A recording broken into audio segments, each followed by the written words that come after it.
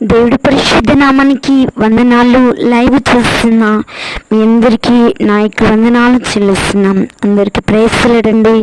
మీ అందరికీ పునరుత్థాన శుభములు తెలియజేస్తున్నాం. మన దేవుడు పరిశుద్ధుడు, గొప్ప దేవుడు. ఆయన సూచించేవారు ఆ విధంగానే ఉండాలని దేవుని వాక్యము సెలవిస్తుంది. కాబట్టి పరిశుద్ధ గ్రంథంలో మనము చదువుకున్నాం. మత్తయి 5:13 మీరు లోకానికి ఉప్పై ఉన్నారు. మోషే జీవితం అర్ధరహితమైన జీవితంగా మారిపోయింది.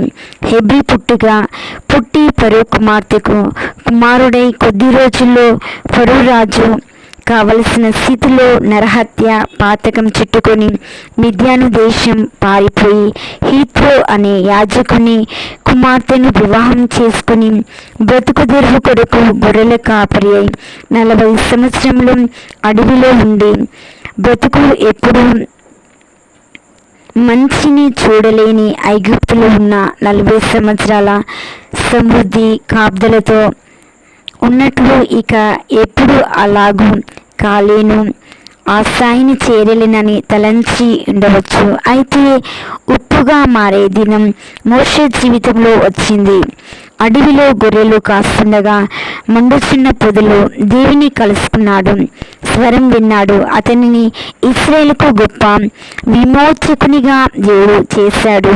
అంత గొప్ప వ్యక్తిగా దేవుడు అతనిని వాడుకొనక ముందే తాను ఆధారపడిన చేతికర్రను క్రింద పడవేయమని చెప్పాడు. అతడు పడవేశాడు. అంతటి విధేయత ఆ కర్ర అతని ఆధారం, బ్రతుకు తెరువు, ఆదాయం, తన కుటుంబ భద్రత.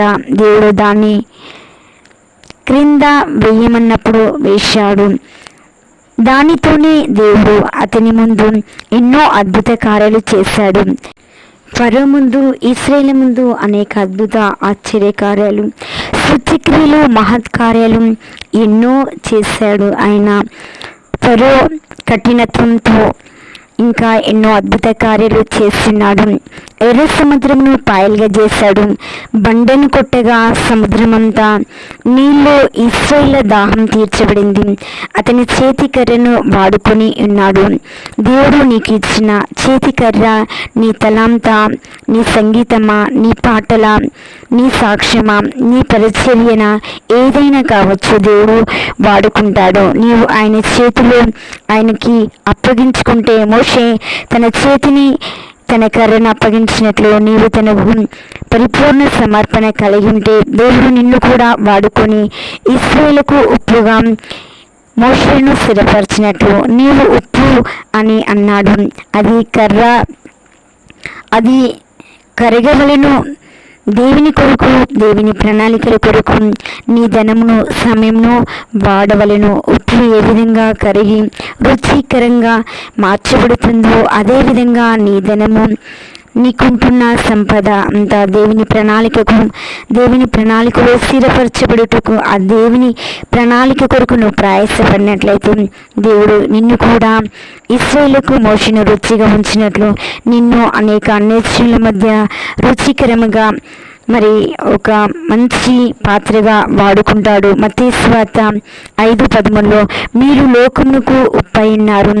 ఉప్పు నిస్సారమైతే అది దేని వలన సారం పొందును?